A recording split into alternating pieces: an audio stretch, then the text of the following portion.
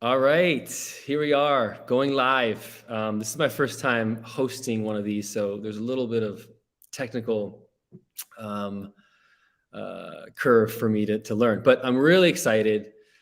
We're going to talk today about yoga and Web3, which to me is kind of a conversation around yoga and technology, and really where technology is going and how yoga can kind of incorporate with that.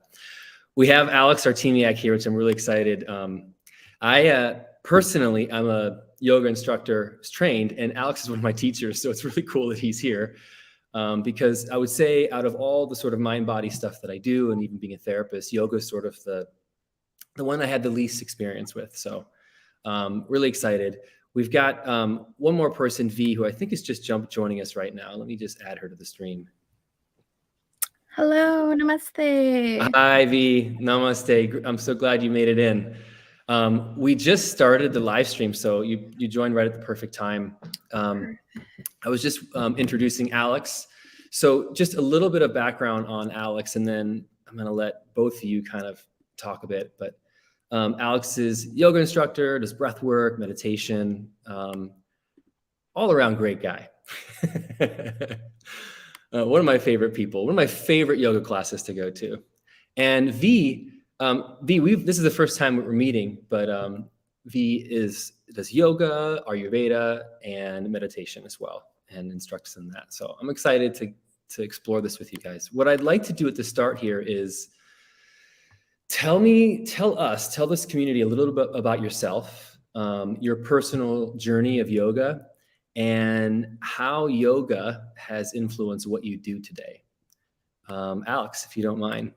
Sure. Starting us off.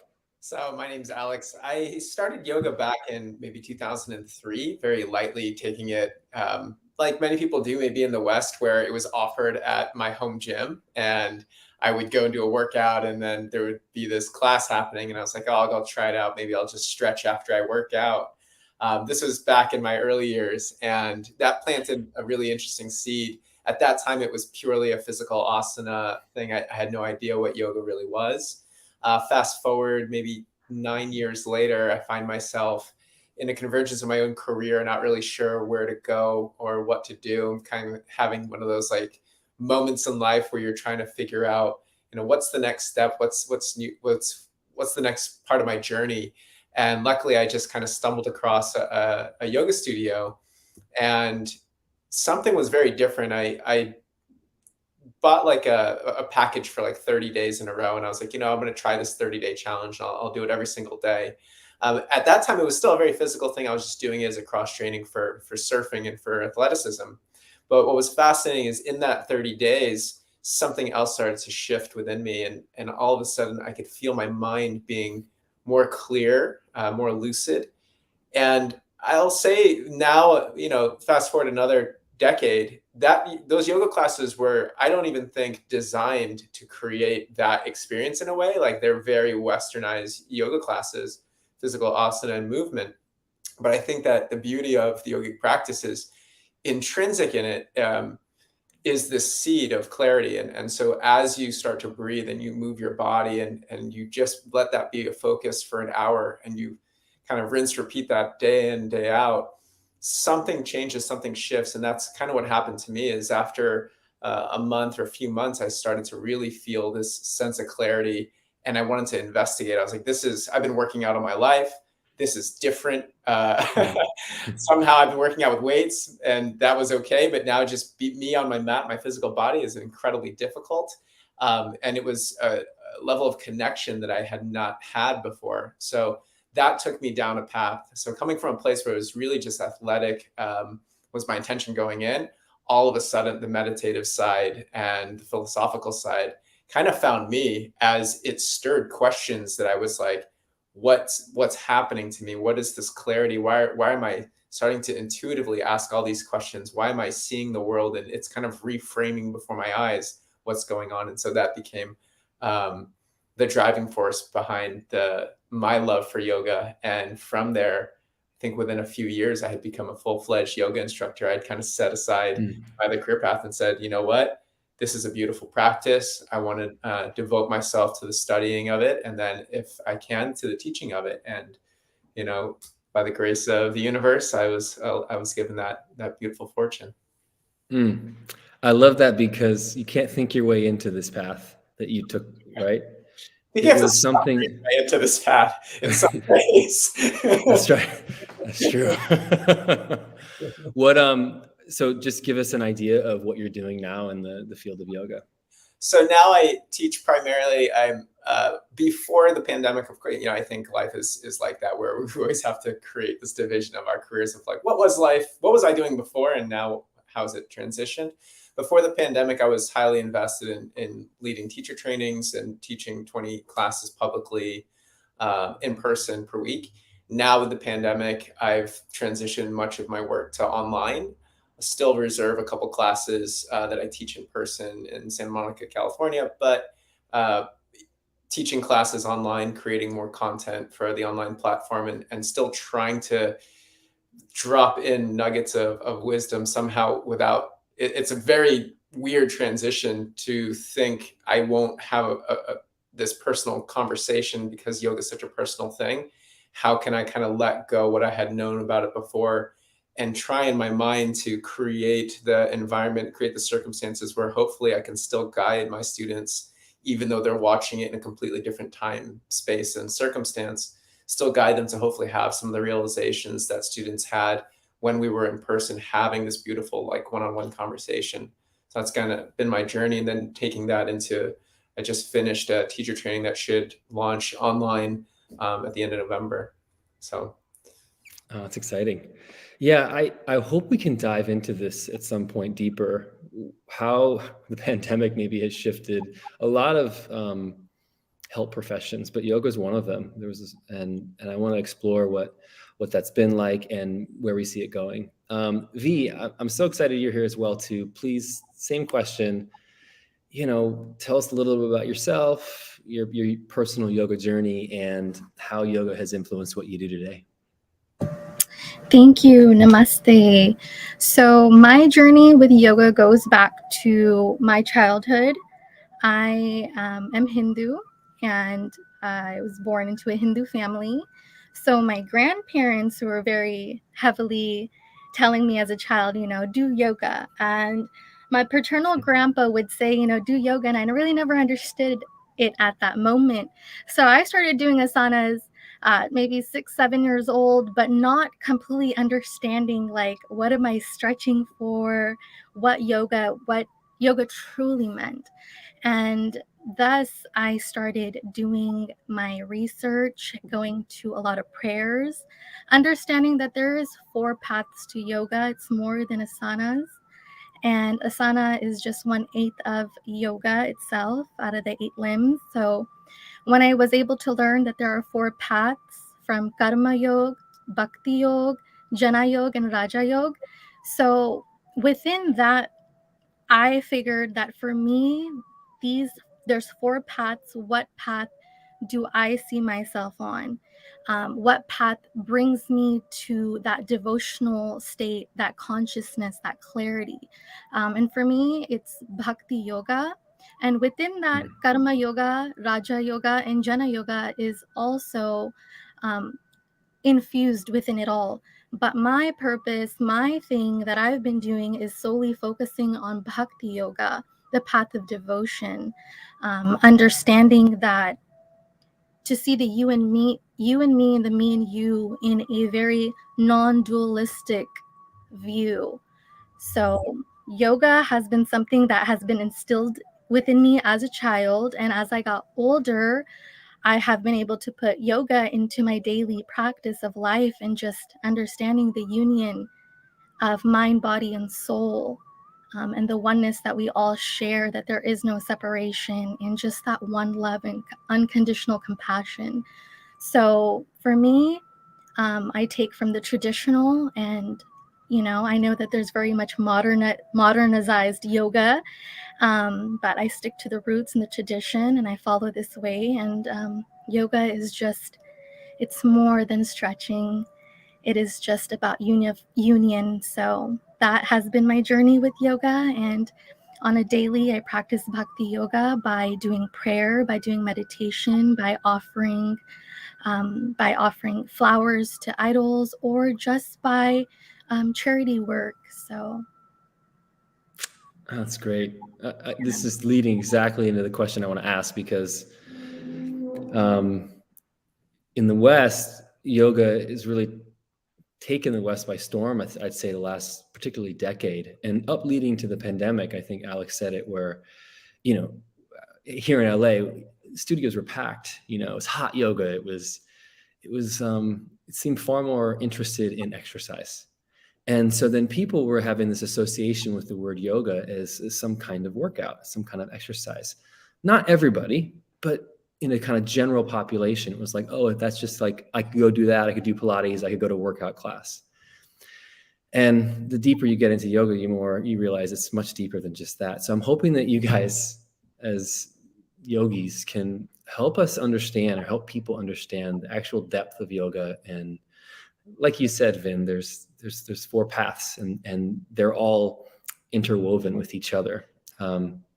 So maybe the way to do this is to, as you've explored, what is the word yoga to you? If it's exercise to one person, what is yoga to you?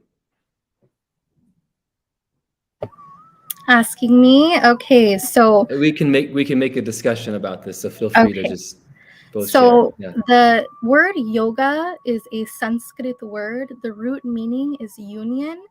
So I'm going straight from Sanskar and Sanskriti, and in Sanskrit, the word yoga means union. And for me, that is what yoga is. It's just a union. And when I think of yoga, exercise and fitness doesn't come to mind, even though I know that is what is the norm for yoga. But it's a spiritual awakening, and it's just so beautiful. So you can get a good workout from it, and you can gain some mindfulness and clarity from yoga. But the union is the word that I choose and use. Anything to add, Alex?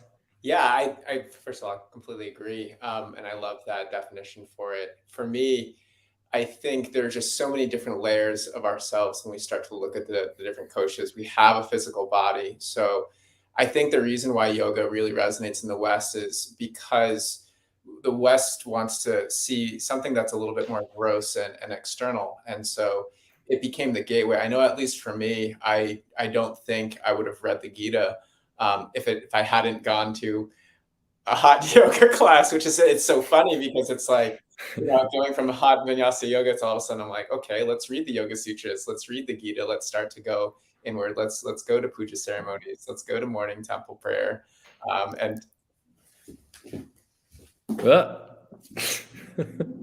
oh, there we go. Look at them, the two of them, same book. But oh, that's just too good. Yeah, this honestly, wow, that's so beautiful. This is my favorite. You know, Sachitananda, the Swami that translated this one, is the reason why I named my dog Sachitananda, and I have it tattooed here on my ribcage. And Sachitananda, for those who are listening who have never heard that before, it means truth, consciousness, and bliss. I think one of the things that's I know this is a bit of a side note, but I think it'll circle back, is the more we experience life, and especially during the pandemic, when we're being bombarded with information that is so polarized, radical sides can't agree on anything, and they are so adamant about what the truth is, right? This is the truth, and this is the truth, and this is the truth, and each side is willing to die on the hill for their belief. And so Satchitananda really resonates with me because it really says the truth is that, you know, we're consciousness. And so what you believe is part of that. Like, you can basically, it's in a way, it's kind of the layer behind the curtain that's saying you are purely conscious. Whatever comes in front of that, your ideas, your belief systems, that's what's going to kind of create your identity and be how you'll express yourself in the world, and how you'll take action, and what you might devote yourself to, and the knowledge that you're either going to openly accept or reject. But in the end, it's actually the ability to believe, the ability to witness, the ability to observe. That is what's actually like hanging in the way back. And I think that for me, that's what yoga really is. It is in many ways a forgetting of all of these things, all of these beliefs that we'd be willing to like stand our ground for, and a remembering of what is deep, deep, deep, deep down inside. And I think B said it best. It's when you see that the me and you and the you and me, it comes from that layer, not as an intellectual understanding, but an ability to just clear away the thoughts. And in that place, I think they call it realization for a reason, which means you don't earn it, you don't accumulate it, you just realize it. It was always there. Yoga is a journey to come back to where you already are, but you still have to take the journey. It's this really interesting kind of paradox of the practice. That's so true. Yeah, it makes me think about how we can't think our way into it, right? Yeah. That the Satchitananda is lived experience. Right. It's not an intellectual idea. You can't conceptualize it. In fact, our conception of it is limited in actually describing and the full experience of what that means. So here's the challenge, right? For you yogis, for those of us, even in this spiritual beings community, wanting to bring spirit first is, we've had this globalization with spirituality in many ways. Yoga is part of that. Is it a good or bad thing for yoga, this globalization? And what are the positives of that? What are the negatives in your view? Or is it both? Is it good and bad and that's fine? Or neither? Yeah, I think the most yogic thing to say is it is what it is. I think it's what is so fascinating to me, and V, I'd love to hear your opinion on this too, is you don't go around hearing about goat kung fu. You don't hear like jazz class. Well, maybe you do. I don't know. But for the most part, there's something so interesting to me that like yoga in particular has become the Baskin Robbins of the world. It's like flavors for everybody. Like, what do you like? Video games? Here's video game yoga. And it's like, there's a market for that. And so what's so fascinating is that it could be said that we're getting so far away from what might be the source, right? We're really far from Sankhya philosophy. Like, I don't think you're going to go into your booty yoga class unless it's a booty yoga class, and someone's going to talk about that difference between the observer and everything that's in front of the observed. But I think that yoga, there's a part of me that really believes that yoga is almost this intelligence that understands itself through acceptance, that meets everybody where they are and kind of opens up the heart and opens up the door. That's like, there is a yoga for you, and you will most likely be able to be exposed by it, and it should trigger something in your head because you'll identify. If you consider yourself a gamer, you're looking for something that connects you to something else. So you're like, oh, video game yoga, like that sounds ridiculous, but like I like video games, I would do it. From that tendril, as weak from the source as it might be, it's still connected. And so in that, it has this capacity, this opportunity to start to ask questions. And I'm only speaking from my experience because I didn't get into it to learn the Yoga Sutras. I definitely didn't get into it to read the Gita or to go to morning prayer, yet it happened. How did it happen is because I just did it a bunch and had all these questions come up and realized that these questions weren't being answered in the format of yoga as it was, but that the nature of yoga was drawing me in. And so I guess it's like that for me, is like the good side is the tendrils of yoga seem to be like holding the planet now in ways that we never could have imagined. The sad part is some people might just stay at the end tip and that's all they ever do. So good or bad, I don't know, but I will say the doors are much more open than they ever have been. And it's my hope to be a guide to help people kind of walk inward and learn more about Ayurveda and learn more about Sankhya philosophy and learn more about the things that, the physical body has its limits as to what we can experience, but when you start to get into the deeper understanding, that's when you can really see some beautiful, profound changes, and hopefully together as a society, if we all saw each other as the same, we would treat each other completely different. Yeah, I love the V when you came in, namaste, you know, the God in me sees the God in you. If we could just start every conversation that way. I know that's very, you know, that's in India, that's what everybody does. It's beautiful stuff like that, if it could be incorporated into our Western idea of yoga, would be wonderful. V, I'm curious for you, any thoughts on this globalization of yoga and what that means for yoga and people? Yeah, so I will say that in my, in this journey so far, I've learned that there is no good and bad. It is what it is, like Alex is just saying, and Sadhguru says this a lot. So when it comes down to the globalization, it is what it is. Everyone is learning somehow, some way. For example, as you said, for someone, it's a video game yoga, even though I will be honest, I have never heard of such a thing. All these new things such as goat yoga, laugh yoga, I'm mindful of it. I see it. I'm like, okay, that's cool.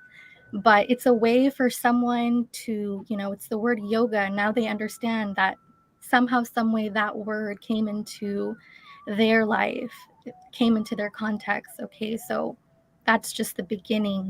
This is laugh yoga.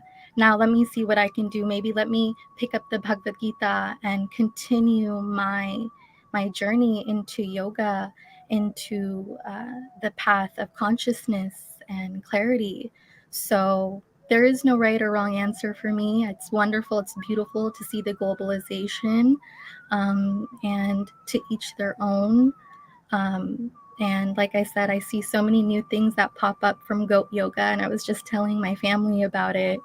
And it's, everyone's having fun, they're learning new things, and they're most importantly connecting with the self and being in that present moment, and feeling that pleasure that we all seek, whether it may be in a temple, whether it may be at a party. We're all here seeking pleasure, and it can come from yoga, it could come from so many different aspects. So I think it's a beautiful thing, and I'm really glad that, unfortunately, it did take a global pandemic to show us how connected we truly are, how interconnected we are, and it's given us a chance to dive deep within spirituality and meditation, something that a lot of us didn't have the time to do because of that 9 to 5 schedule, or you're busy, you're just working, you're out, you're tired. So and I will share that I am a healthcare worker. I was working throughout the whole pandemic and COVID unit, so I do understand. So being able to come back to the self, come back to consciousness, and just spread that unconditional love and compassion, not only to others but to the self. So yeah. Beautiful. Beautiful. Oh, Rocco is joining us. Hello there.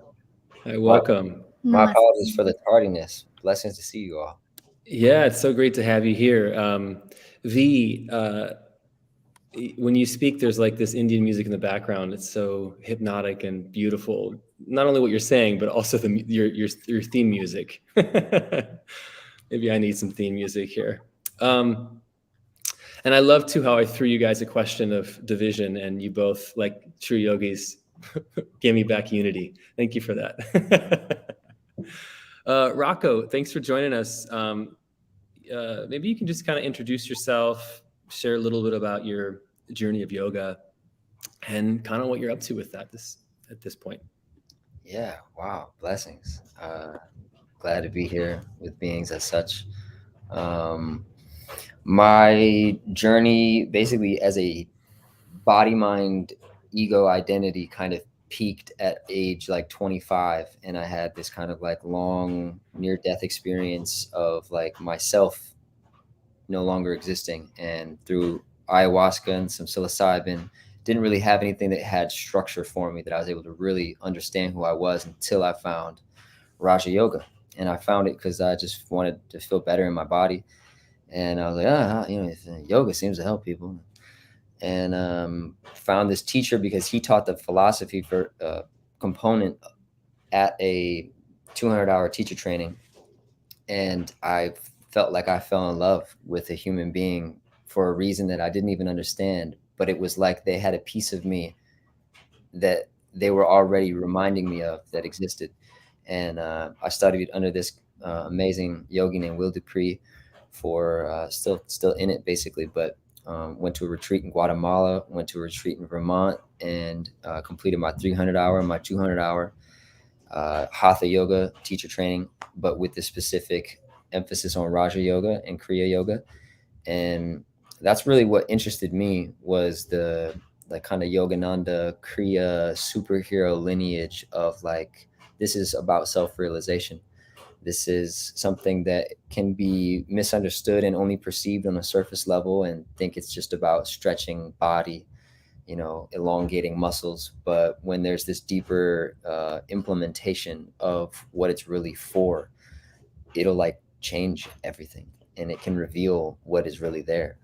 And the more and more I just kept diving in, kept finding old texts, and this one called the Shiva Samhita really moved me, and started with BKS Iyengar's Light on Yoga. And that was just like, as a Westerner, I grew up, in a kind of Christian environment that like knew Christianity was good, but like didn't really go to church all that often. So it was kind of this loose framework that was very insisting on what was right and wrong also.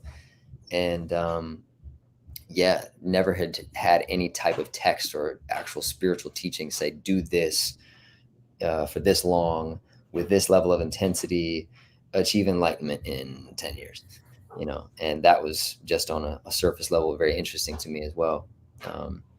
But yeah, so it's 2022 now, and I started my sadhana in late 2016, and just do my best to be obedient to alignment, really. And it's like I have to obey harmony.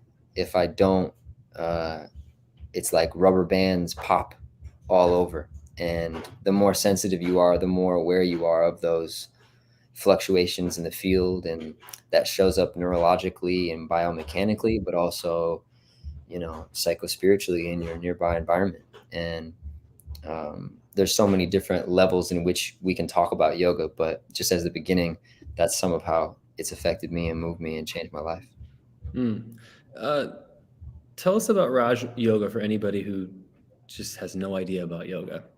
I like to simplify it. The best way of just saying it means royal. So it's like royal that encompasses all, and specifically the mental, spiritual, philosophical aspects of what yoga does to the body. It also does that to the mind. The mind is an extension of the body, or a subtler aspect of the body, basically, that when you get into concepts of like your koshas, which is your sheaths or your actual layers of your self that are in less and less dense of existence, I guess you could say, but they're just like more and more subtle layers. But you do yoga in the mind, in the breath, in the body. You're doing it in all aspects of self. And so Raja Yoga basically is just a kind of parameter that points at all aspects of yoga, doing this ultimately to shift your karma, to participate in what you've inherited as a body, but also as a mind, as an emotional kind of memory system. Does that make sense? I think it makes sense for those that are yogis. I think that there's probably some people out there that are complete beginners, or maybe you're just curious about yoga. Because some people that may be listening to this will come from the perspective of they're into Web3, they're into technology, and they're curious about how yoga and Web3 comes in. So I love that you all have given great explanations in a deeper sense, but I'm wondering in just a very simple kind of practical way, how can somebody start their journey on yoga who's just never experienced anything and might be confused by all these terms that we're throwing out? Go ahead. You got it. I was thinking, whenever I'm first talking to people about meditation, a little bit counter to what you just said, one of the first things that I try to share with people is everybody has meditated. from the traditional sense of what yoga is, as it's said in the 8-limb path, and I'm not going to go over all 8 limbs, but the last 3 are very important. And that's concentration, meditation, and complete absorption. So concentration is the very last thing that we actually do, right?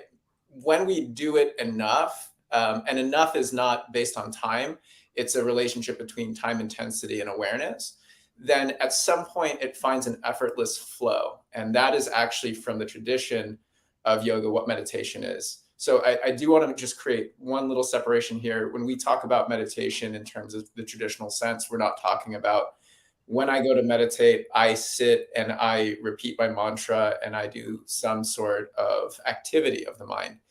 In yoga, that's actually concentration. It precedes meditation. What you're doing is you're concentrating until you develop a sense of connection to whatever you're concentrating on. At the point where the connection is held firmly, you will naturally flow into a state of meditation. So in that sense, everybody has meditated thousands to hundreds of thousands of times. It's just usually not on a conscious level. Let's say, for example, you get into an argument with a loved one. You walk away from that argument and you're sitting there, not consciously doing this, but you're walking away and you're like, oh, I wish I had said that. Oh my gosh, I can't believe they said this. So actually in that moment, your mind is in an effortless flow of cognition based on a point of focus. Did you choose that focus consciously? Is that point of focus productive or healthy for your mind, for your body, for your emotions, or for your relationship? I can't be the one to judge that. Probably no. But it does show that you are in that state. Or maybe you're having the best day of your life and you're like, wow, you start thinking of all the things you're grateful for. You're just full of positivity. Same thing. You're in an effortless flow of cognition in that direction. So how to get started is to first realize everybody meditates. We're not, the path of yoga is not necessarily to create something you've never done. It's to make you incredibly aware, like Rocco said, that things are happening on a subtle level. And if you are unaware that they happen at the subtle level, then you might not realize that a tiny thought that passed through your head got noticed. Then you gave it a little bit of energy and a little bit of focus. It developed itself into an idea. You held that idea for long enough, it became a belief. That belief became a conviction. That conviction is literally an unconscious driving force of your entire life that is expressing itself in your words, your thoughts, your actions on a literally day-to-day, moment-to-moment basis.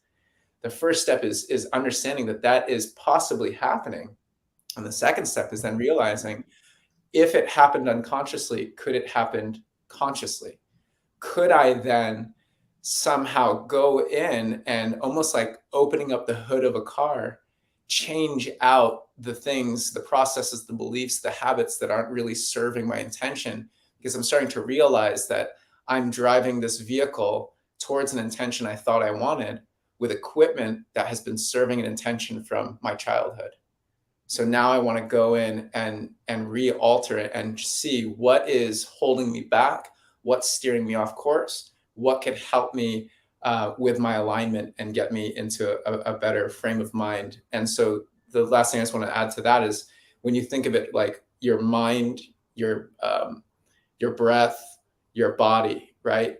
We have these different, I know we were talking about the 4 forms of yoga, but even just as a particular practice, once you become conscious of your body, it can help you become conscious of how it's affecting your breath, or vice versa, how your breath is affecting the feeling of your body. When you go a little bit deeper, you start to see how your body, the way your body feels, the way your breath is affecting the state of your nervous system, which is affecting your emotions and your mind. So you're observing that. You're kind of taking your own temperature, like a thermometer or barometer, heat or pressure. And then in changing it, in altering through the practice of Kriya, through the practice of yoga, you alter the way you hold your physical body. You alter the way you breathe. You alter the way you think. You change the quality of thoughts. You change where your senses are focused from external to an internal point of creation.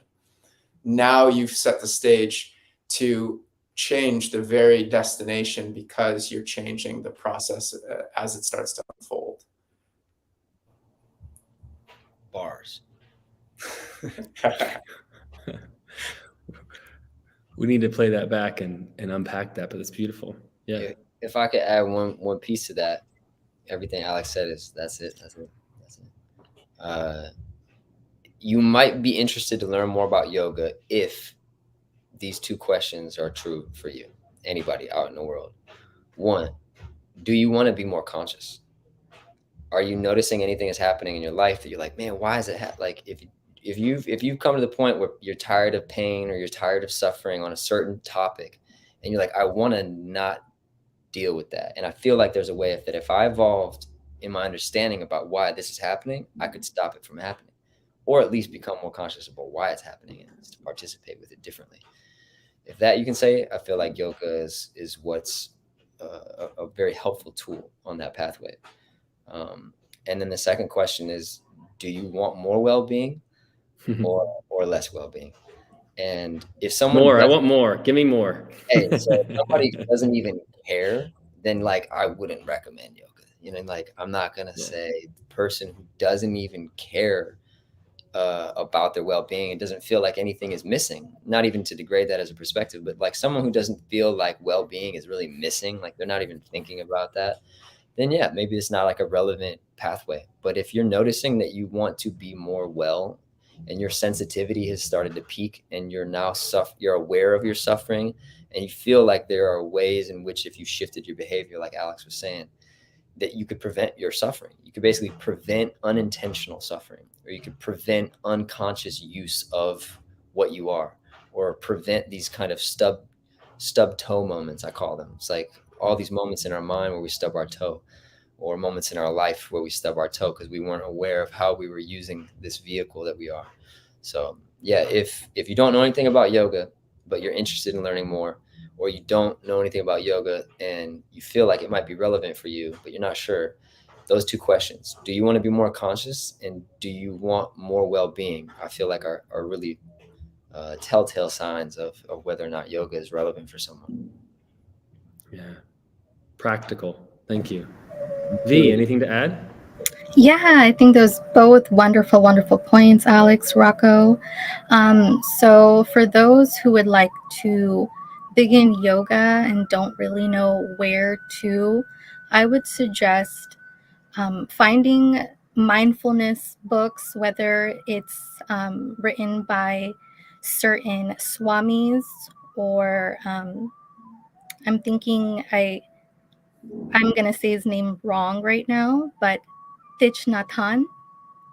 Maybe I'm saying it incorrectly, but it's a source of gaining mindfulness, and I believe that a lot of us want to find balance within ourselves, to kind of shut all the materialistic things that are happening in our lives to come to more of a spiritual and more aligned path. So if you're wanting to dive deep into yoga, I would suggest reading the Bhagavad Gita, reading the Yoga Sutras, so you can get a deeper understanding that it's more than asanas, and you can just get very much deep into it once you understand that yoga is a technology, it's a science, and it can be broken down into many components.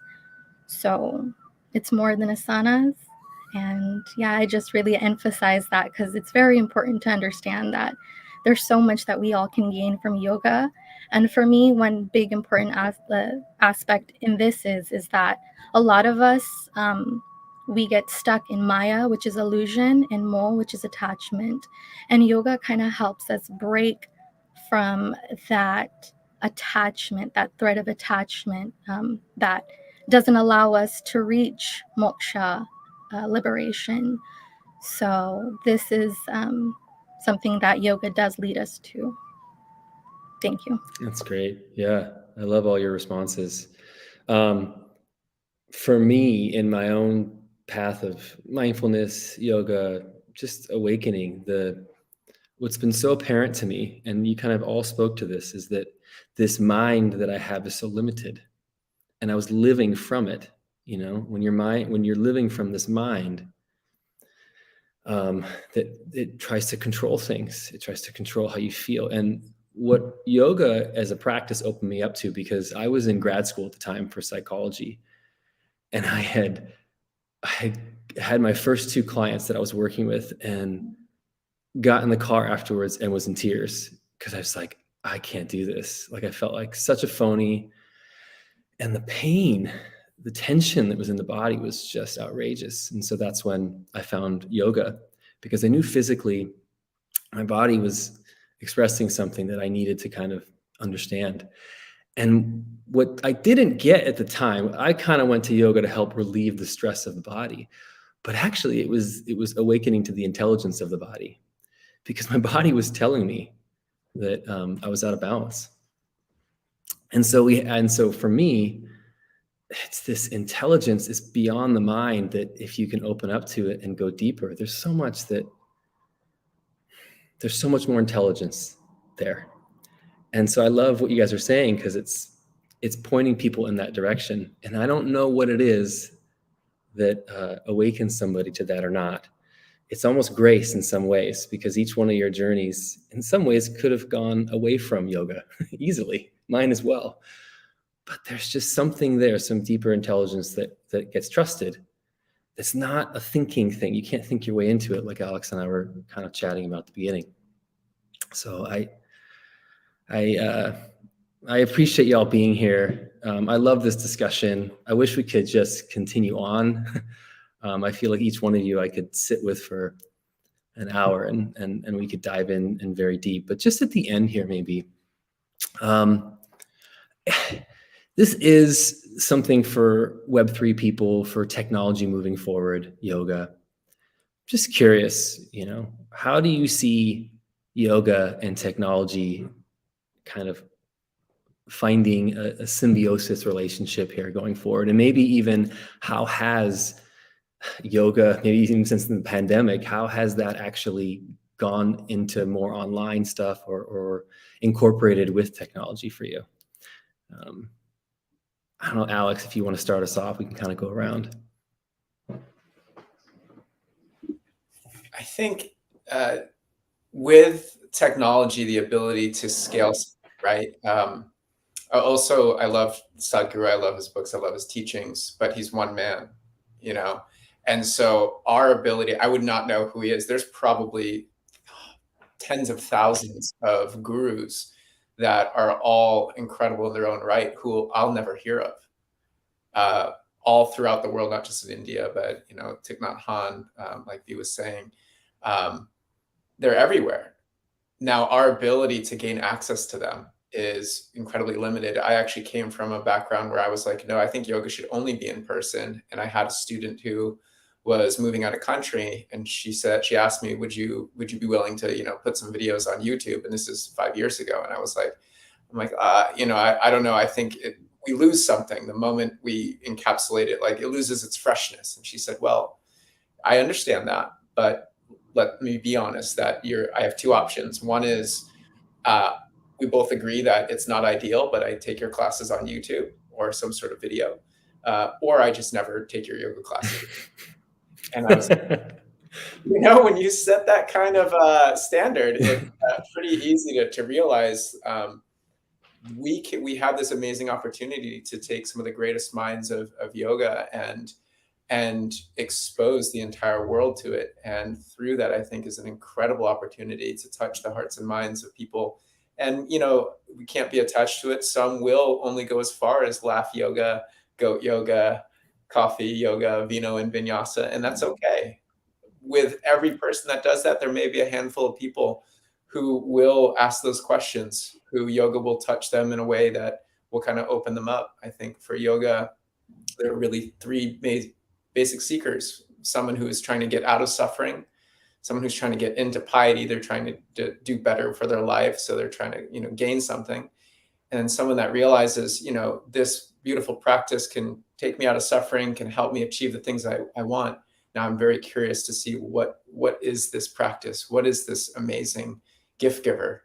And I think that ultimately the first person's going to stop when they're out of suffering, the second person may stop when they get whatever they want, but the third will just keep seeking. They'll just keep going in and keep investigating. And I think that having this on the web, having resources at our disposal, will be able to create that exposure for people to maybe be that third person and go really deep into this in ways that they never could, because they just don't have the in-person environment that would facilitate it. Thank you. Yeah, V, how about you? Are you using technology in your expression of yoga? Yes. So I believe that with Web3 technology and yoga, this is such it's just making such an impact for so many people. There's so many people who have access to yoga, to do the research, to learn about new asanas, whatever it may be. So I think it's absolutely wonderful. I believe that there's so much we all could learn through Web3 with yoga. And a lot of us provide free classes, a lot of us provide so many different forms and ways to learn about yoga, I believe. So I think it's great. There's people from all over, from India, from my home island, Fiji, who I can connect with online through either Facebook or Wi-Fi, where it's not going to cost anyone anything to learn something. So I think that this is an amazing tool. It's accessible to so many people, and so many people who do not have what many of us have. So being able to pick up that whatever device that they have to go on, whether it's Twitter, to go on any social media platform, and to learn about yoga, meditation, Ayurveda, and things to help them align themselves and gain consciousness is just, it's absolutely a blessing. So that's how I feel about Web3. Thanks. Yeah. Thanks, V. I appreciate that. Rocco, how about yourself? Yeah, well, in such agreement with everything that Alex and V said, those are all, yeah, the internet isn't going anywhere. So, however spiritual we are, the internet will be. However integrated we are, the internet is. I see it as like a DMT mirror. It's just reflecting all of consciousness back to itself. And there's a lot going on. But yeah, we are, everything that can be is moving into what is through us. We're the module, we're the entrance point that ideas move through to get manifested. um, in 2017, I was working with a kids company called Peace Guardians, and we did some like guest teaching at schools and stuff, and basically just taught like self-directed learning, like how to have fun, basically, and how to be yourself, and how to notice the difference between your ego and your true self, and treat others well. Pretty young kids, but then also some teenage kids as well. And we spoke at this place called the Green School in Bali, which is amazing. It's in the jungle, and um, I spoke to some eighth graders and ninth graders about how to use digital social media expression as an extension of as yoga. And basically, the more that we can be clear on who we are, the less we'll feel fear and anxiety to express ourselves. The more that we're in our dharma, or one of these aspects of what yoga can help us find, is our purpose. Like, we're designed, nothing is made without some type of utility. So then why were you made? Why were we made? What are we made for? And if you can find that, then the internet could be an incredible extension of that. Us on this call today, others watching what happened on this call today.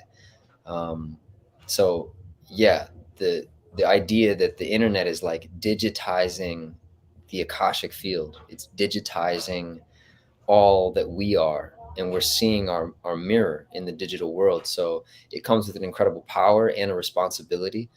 How we use technology, it's like an immediate karmic ripple. Time has sped up really because of the internet, because karmic kind of loops, I look at them as, they can close faster, but they can also be created more rapidly as well. And so, yeah, the more people experience FOMO on the internet, especially, it can be a calling to get more in tune with who you really are. And like you said, Ian, less identified with the mental self that the body gets anxious when it is identified. The ecosystem of what we are can feel more chronic fatigue and chronic fear. And using the internet to find spiritual teachers that you love. Like I remember not being that too conscious, and just listening to Alan Watts on YouTube and listening to Sadhguru on YouTube, and found this dude Bentinho Massaro, and listened to Krishnamurti videos and other conscious people that were like really important teachers for me. And I found them on YouTube, because somebody had recycled something that they didn't, put it with a, like a lo-fi beat. I'm listening to Alan Watts in the 21st century. I'm learning something, and I'm just going for a walk down the street.